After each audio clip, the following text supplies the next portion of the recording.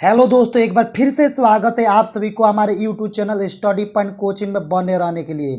दोस्तों, आज के वीडियो में हम आपको क्लास 10th का बायोलॉजी का ऑब्जेक्टिव क्वेश्चन 1 से लेकर 50 तक बताऊंगा। आप लोग वीडियो को अंत तक देखना और सभी प्रश्नों को याद कर लेना। ये सभी प्रश्न आपका मैट्रिक एग्जाम के लिए काफ़ी इम्पोर्टेंट रहेगा, इसलिए आप लोग वीडियो को शुरू से लेकर अंत तक जरूर देखिएगा। तो चलिए दोस्तों, वीडियो को स्टार्ट करते हैं। वीडियो को स्टार्ट करने से पहले हम आप सभी को बता देते हैं कि ये हमारा बायोलॉजी का सेट तीसरा होगा। बायोलॉजी का हमारा सेट तीसरा है। दोस्तों, आप लोग वीडियो को अच्छी तरह से शुरू से अंत तक देखिए तो 1 से 50 तक प्रश्न आपका यहाँ से का कंप्लीट हो जाएगा बायोलॉजी से। इसलिए आप शुरू से अंत तक वीडियो को अच्छी तरह से देखिए और पूरे क्वेश्चन को याद कर जाइए। तो चलिए, वीडियो पहला प्रश्न आपका है कि किसकी कमी से डायबिटीज मेलिटस रोग की उत्पत्ति होती है। क्वेश्चन नंबर पहला है कि किसकी कमी से डायबिटीज मेलिटस रोग की उत्पत्ति होती है। तो सही जवाब होगा आपके ऑप्शन नंबर ए, यानी इंसुलिन।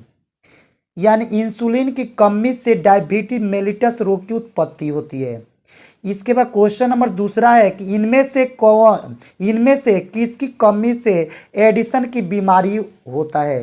क्वेश्चन नंबर दूसरा है कि इनमें से किसकी कमी से एडिसन की बीमारी होती है। तो सही जवाब होगा आपके ऑप्शन नंबर ए, यानी ऑप्शन नंबर ए, यानी एल्डोस्टेरोन या म्यूरेलोन रिक्वायरस से। इसका क्वेश्चन नंबर आपका तीसरा है कि इनमें से किसकी अधिकता से ग्रेव की बीमारी उत्पन्न होती है। क्वेश्चन नंबर तीसरा है कि इनमें से किसकी अधिकता से ग्रेव की बीमारी उत्पन्न होती है। तो सही जवाब होगा आपके ऑप्शन नंबर सी, यानी थायरोक्सिन। थायरोक्सिन की कमी से थायरोक्सिन की अधिकता से ग्रेव की बीमारी उत्पन्न होती है। और थायरोक्सिन क्या बढ़ जाएगा, अधिक हो जाएगा ज़्यादा, तो ग्रेव की बीमारी उत्पन्न हो जाएगी। इसके क्वेश्चन में चौथा है किस हार्मोन की कमी से नटापन उत्पन्न होता है। चौथा प्रश्न है किस हार्मोन की कमी से नटापन उत्पन्न होता है। तो सही जवाब होगा आपके ऑप्शन नंबर डी, यानी वृद्धि हार्मोन। यानी वृद्ध जो हार्मोन होता है, वृद्ध हार्मोन की कमी से क्या होता है, नटापन उत्पन्न होता है। इसके बाद क्वेश्चन नंबर पांचवा प्रश्न है घेघा या गलखंड या गोइटर्स रोग की उत्पत्ति कैसे होती है। क्वेश्चन नंबर पांचवा के घेघा या गलखंड या गोइटर रोग की उत्पत्ति कैसे होती है। तो सही जवाब होगा आपके ऑप्शन नंबर बी, यानी आयोडीन की कमी से। इसके बाद क्वेश्चन नंबर आपका छठा है कि बच्चों में क्रेटिनिज्म या बड़ों में मिक्सेडीमा नामक रोग कैसे उत्पन्न होती है। क्वेश्चन नंबर छठा है कि बच्चों में क्रेटिनिज्म या बड़ों में मिक्सोडीमा नामक रोग कैसे उत्पन्न होती है। तो सही जवाब होगा आपके ऑप्शन नंबर बी, यानी थायरोक्सिन की कमी से। इसके बाद क्वेश्चन नंबर 7वां है ल्यूटिनाइजिंग हार्मोन का काम क्या है। क्वेश्चन नंबर 7वां है कि ल्यूटिनाइजिंग हार्मोन का क्या काम है। तो सही जवाब होगा आपके ऑप्शन नंबर बी, यानी अंडो उत्सर्जन। जो ल्यूटिनाइजिंग हार्मोन जो होता है अंडो का उत्सर्जन करने के काम करता है। इसके बाद क्वेश्चन नंबर 8वां है कि तंत्रिका तंत्र की उत्पत्ति किससे होती है। क्वेश्चन नंबर 8वां है कि तंत्रिका तंत्र की उत्पत्ति किससे होती है। तो सही जवाब होगा आपके ऑप्शन नंबर ए, यानी एक्टोडोरम। यानी एक्टोडोरम से क्या होता है, तंत्रिका तंत्र की उत्पत्ति होती है। इसके बाद क्वेश्चन नंबर 9 है कि मस्तिष्क को घेरने वाली झिल्लियों को क्या कहते हैं। मस्तिष्क को घेरने वाली झिल्लियों को क्या कहते हैं।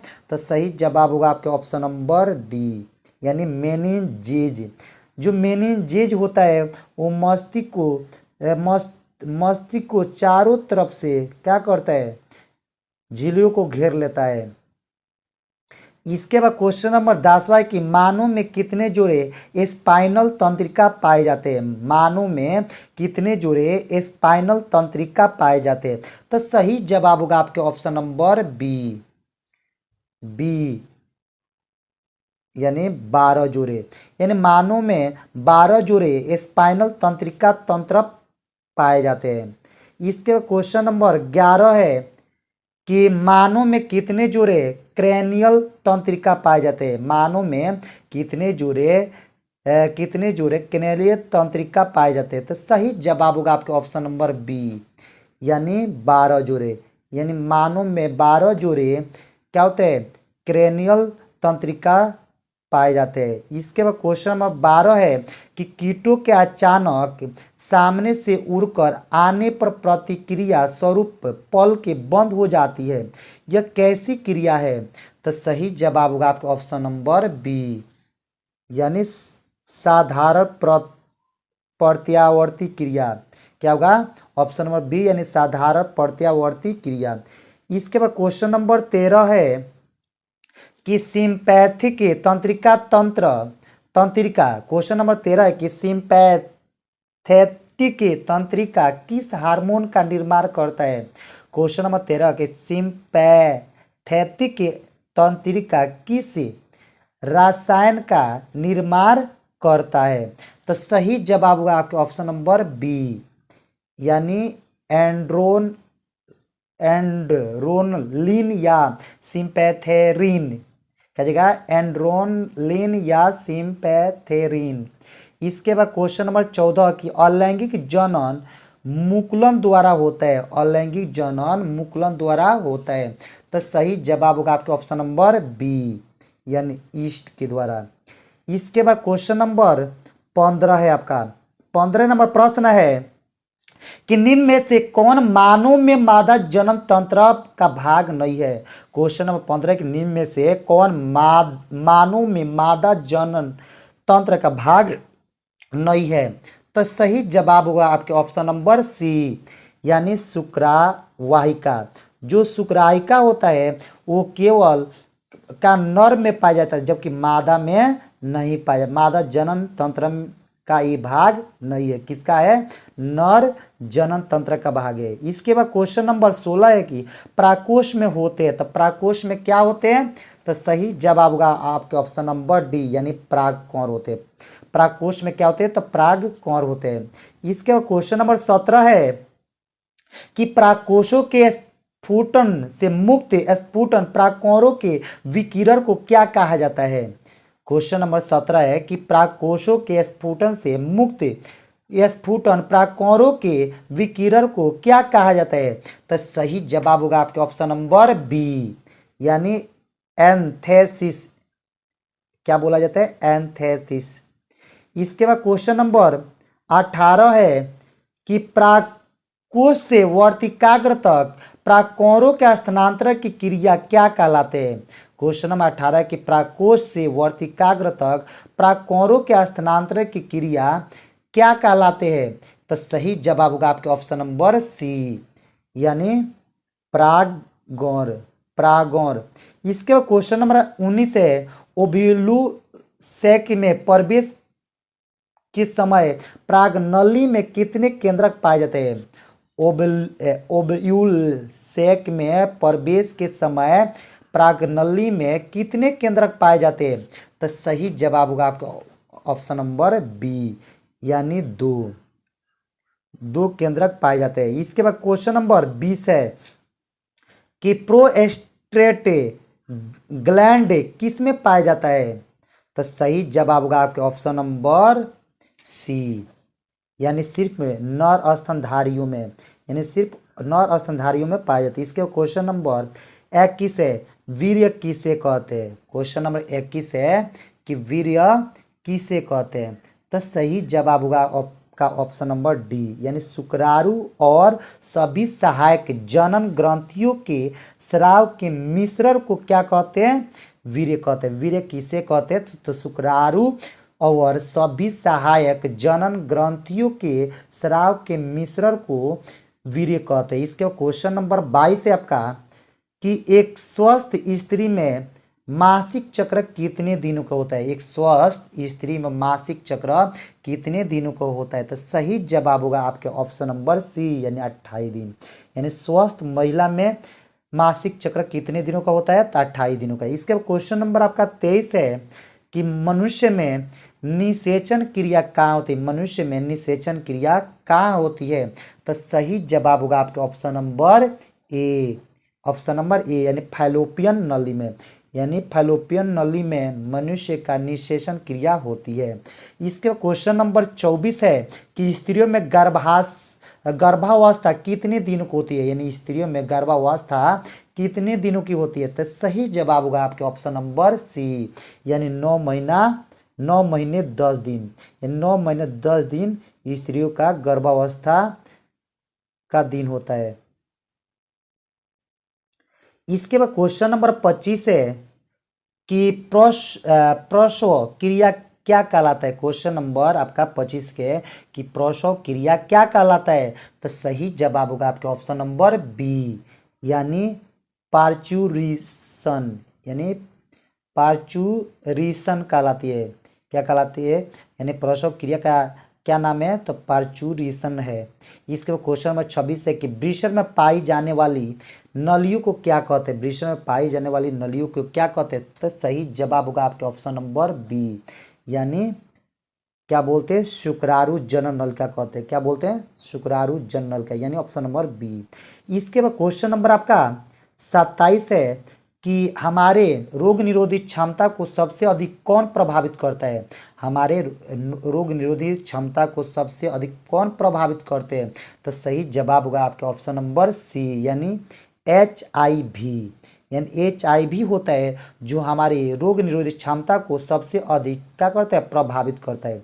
इसके बाद क्वेश्चन नंबर 28 की मेंडल के एक प्रयोग में लंबे मटर के पौधे किनके बैंगनी पुष्प थे का संकरण बौने पौधे जिनके सफेद पुष्प थे से कराया गया। तो इनकी संतान के सभी पौधे में पुष्प बैंगनी रंग के थे तो परंतु आधे आधे बौने थे। इससे कहा जा सकता है कि लंबे जनक पौधे की आनुवांशिक रचना निम्न थी। तो ऑप्शन नंबर ए दिया है capital double T capital double W. इसके option number B capital double T small double W. Option number C capital T small T capital double W. इसके option number D capital T small T capital W small W. तो सही जवाब होगा आपके option number सी यानी सी होगा यानी capital T small T S capital double W. इसके क्वेश्चन नंबर 29 है कि समजात अंगों का उदाहरण है।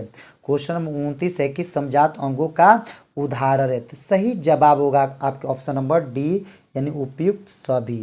यानी समजात अंगों का उदाहरण का हमारा हाथ तथा कुत्ते के अग्रपाद होता है और हमारे दांत तथा हाथियों के दांत होता है। आलू एवं घास के ऊपरी भू ऊपरी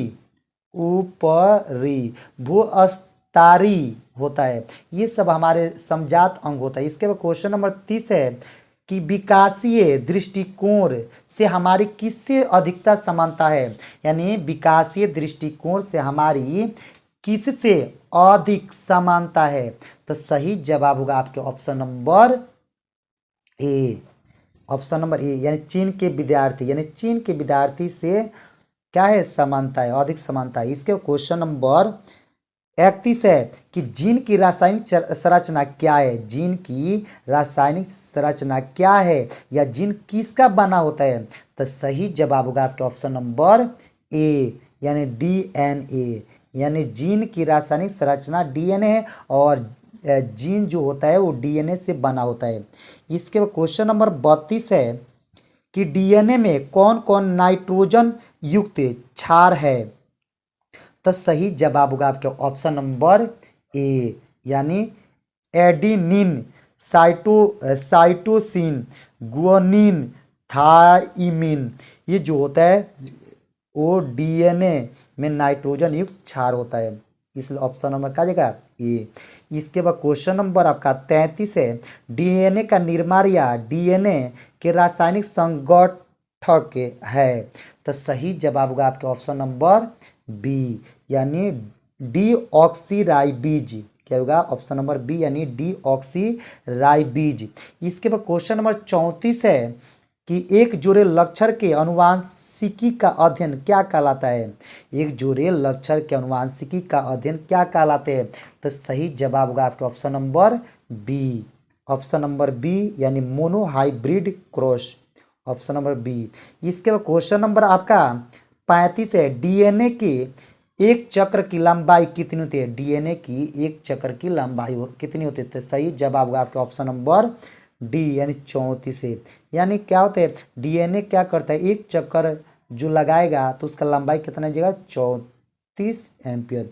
इसके बाद क्वेश्चन नंबर आपका 36 है कि सेक्स क्रोमोसोम की खोज किसने की। यानी सेक्स क्रोमोसोम की खोज किसने की। तो सही जवाब होगा आपका ऑप्शन नंबर सी, मार्गन।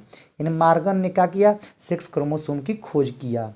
इसके बाद क्वेश्चन है कि वाई क्रोमोसोम की खोज किसने की। वाई क्रोमोसोम की खोज किसने की। तो सही जवाब होगा आपका ऑप्शन नंबर डी यानी मार्गन। यानी वाई क्रोमोसोम की खोज किसने की, तो मार्गन ने किया। इसके क्वेश्चन नंबर 38 है कि क्रोमोसोम के किस विभाग में क्रियाशील जीन पाए जाते हैं। क्रोमोसोम के किस भाग में क्रियाशील जीन पाए जाते हैं। तो सही जवाब होगा आपके option number D, option number D यानी यूक्रोमैटिन में। यानी जो यूक्रोमैटिन होता है वो क्रोमोसोम के क्रियाशील जीन पाए जाते हैं उसमें। कौन, यूक्रोमैटिन में। इसके बाद क्वेश्चन नंबर 39 है कि क्रोमोसोम के 4 प्रकार का वर्गीकरण किसके आधार पर होता है। क्रोमोसोम के 4 प्रकारों का वर्गीकरण किसके आधार पर होता है। तो सही जवाब होगा आपके ऑप्शन नंबर बी। सही जवाब क्या होगा ऑप्शन नंबर बी यानी सेंट्रोमियर। यानी सेंट्रोमियर जो होता है क्रोमोसोम के 4 प्रकारों का वर्गीकरण वो क्या सेंट्रोमियर के आधार पर होता है। यानी क्रोमोसोम के 4 प्रकारों का वर्गीकरण जो होता है वो सेंट्रोमियर के आधार पर होता है। इसके बाद क्वेश्चन नंबर आपका 40 है कि मनुष्य में कितने जोड़े गुणसूत्र पाए जाते हैं। मनुष्य में कितने जोड़े गुणसूत्र पाए जाते हैं। तो सही जवाब होगा इसका ऑप्शन नंबर बी यानी 23 जोड़े। मनुष्य में 23 जोड़े गुणसूत्र पाए जाते हैं। इसके क्वेश्चन में 41 के मनुष्य में capital double A, capital X, capital O गुणसूत्र रहने पर क्या होता है।